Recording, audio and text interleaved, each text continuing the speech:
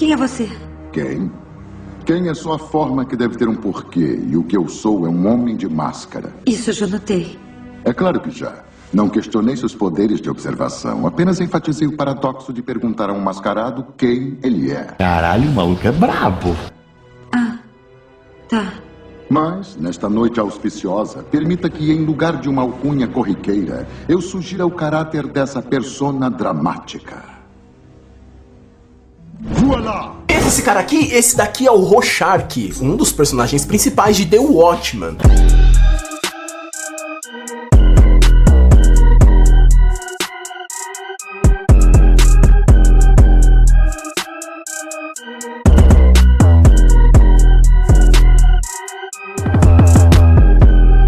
Escrito pelo Alan Moore. A gente vai falar de Alan Moore? De certa forma, sim. A gente vai falar do Rorschach do The Watchmen? Hoje não. Talvez a gente até fale, se vocês quiserem, coloquem nos comentários que a gente traz esse conteúdo. Mas eu comecei com ele porque nós vamos falar de um personagem igualmente interessante, igualmente dúbio e igualmente polêmico. Amigos, hoje eu trago pra vocês um vídeo de conteúdo e nós vamos falar de V de Vingança. Um vídeo que vem de uma sugestão, né, que vocês fizeram. Então, se vocês tiverem sugestões, já coloquem nos comentários, né, que conteúdo aí vocês acham legal a gente destrinchar e trocar uma ideia aqui. Ó, eu já vou pedir desculpa aqui caso eu fale um nome errado, tá? Porque tem muitos sobrenomes aqui que eu não sei pronunciar direito, mas eu vou me esforçar. Vamos junto, né? Falando em vamos junto, ó, vamos junto também. Se inscrever no canal. Você que tá chegando aí não é inscrito, você que tá voltando não é inscrito também, assiste os vídeos, mas não se inscreveu. Se inscreve no canal, ativa as notificações, deixa o seu comentário, como eu já falei antes, né? Deixa o seu like, compartilha o vídeo. Isso aí é simplão pra vocês que fazem, mas muito importante pra gente que recebe e faz conteúdo. Vocês não têm ideia, galera, de como isso faz diferença. Por isso que,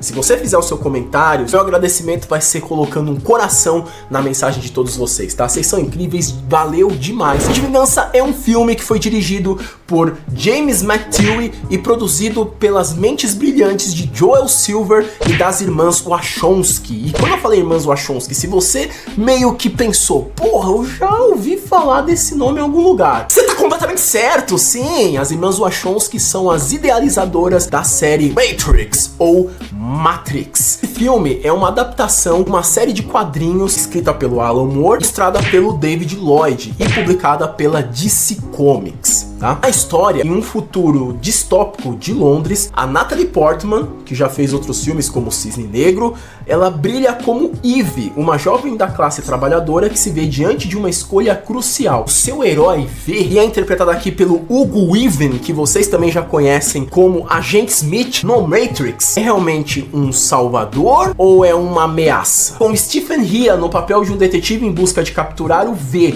antes que ele comece uma revolução, a trama cativante leva o público a um emocionante jogo de gato e rato. Originalmente previsto para coincidir com o aniversário de 400 anos da noite de Guy Fawkes, o filme conseguiu muitas críticas positivas, uma bilheteria global que é impressionante, mas assim, daquelas que pra época principalmente deixa todo mundo de queixo caído. O filme teve um orçamento de 50 milhões de dólares, galera. Hoje, vocês estão ligados que é, ó, troco de bala em Hollywood. E mesmo assim conseguiu puxar mais de 132 milhões ao redor do mundo. O que, se a gente for pensar pela temática do filme, por ser um herói assim um pouco mais nichado, né, não é nada Marvel, DC, nada family friendly, são números interessantes, né, porque mesmo assim esses números, essa aceitação, tanto de crítica quanto de público, foi o suficiente para convencer o Alan Moore, que é o cara que escreveu a história, né, depois ele ter ficado decepcionado com adaptações cinematográficas de duas de suas grandes obras, o Do Inferno e a Liga Extraordinária, que provavelmente você já deve ter visto falar aí do segundo. O Alan Moore, ele não quis participar da produção, ele não quis ver o filme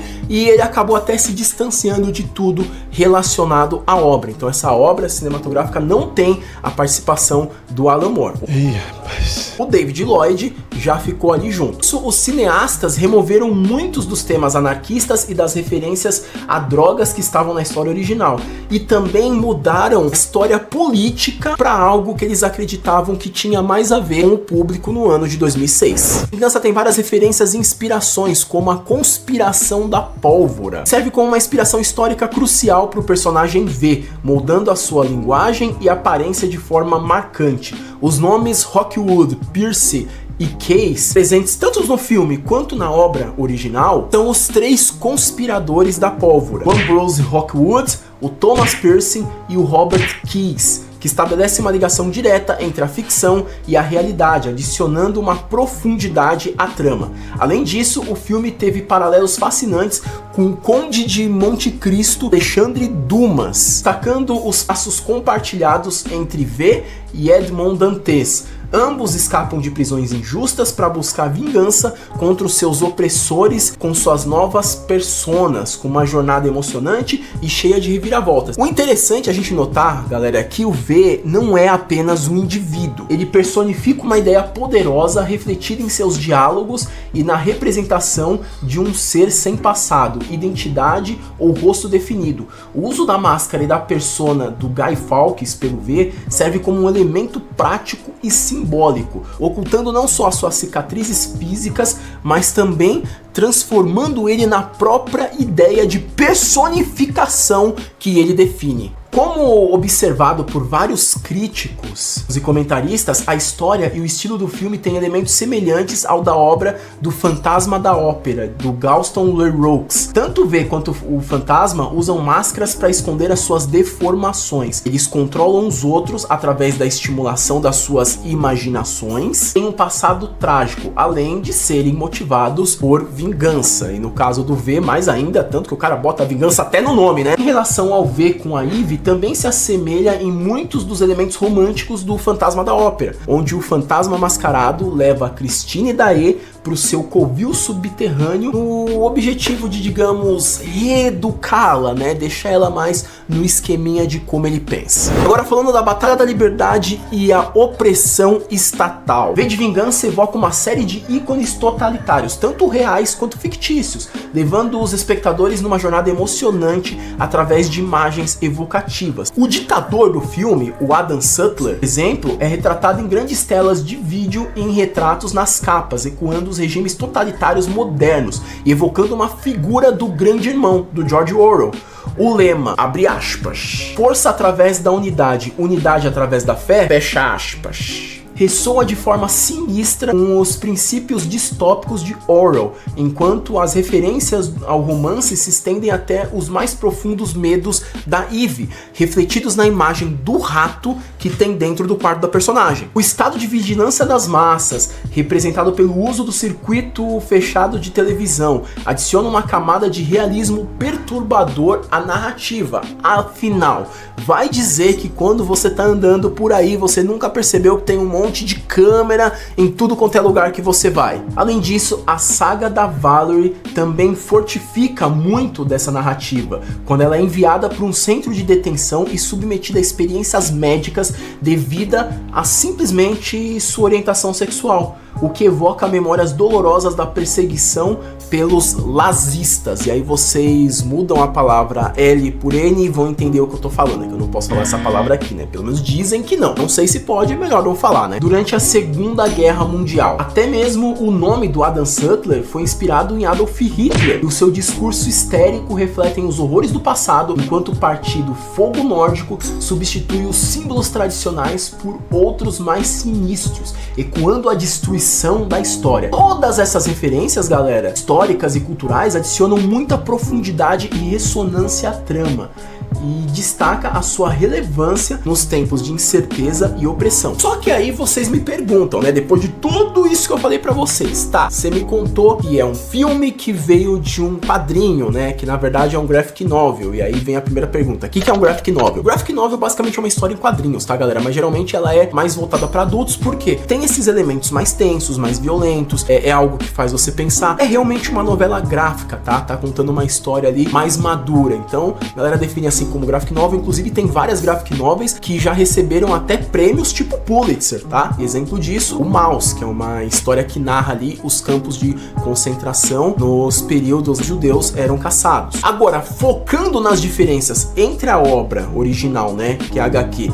e o filme, existe muita coisa. A trama do filme é baseada no romance gráfico do V de Vingança. Eu já falei pra vocês isso no começo, né? A criação, como eu já falei também, aconteceu pelo Alan Moore, e a publicação aconteceu originalmente de 1982 a 1985 na antologia de quadrinhos britânica Warrior. Posteriormente, essas histórias foram reeditadas e concluídas pela DC Comics. Os quadrinhos do Alan Moore, então, eles foram compilados em um romance gráfico, republicados nos Estados Unidos pela DC no selo Vertigo. Em contrapartida, eles também saíram no Reino Unido pela Titan Books. E as diferenças do filme, né, quando a gente pega o quadrinho e assiste a obra na tela, são as seguintes, ó. Enquanto os quadrinhos, eles acontecem na década de 90, o filme se passa em algum momento entre 2028 e 2038, tá?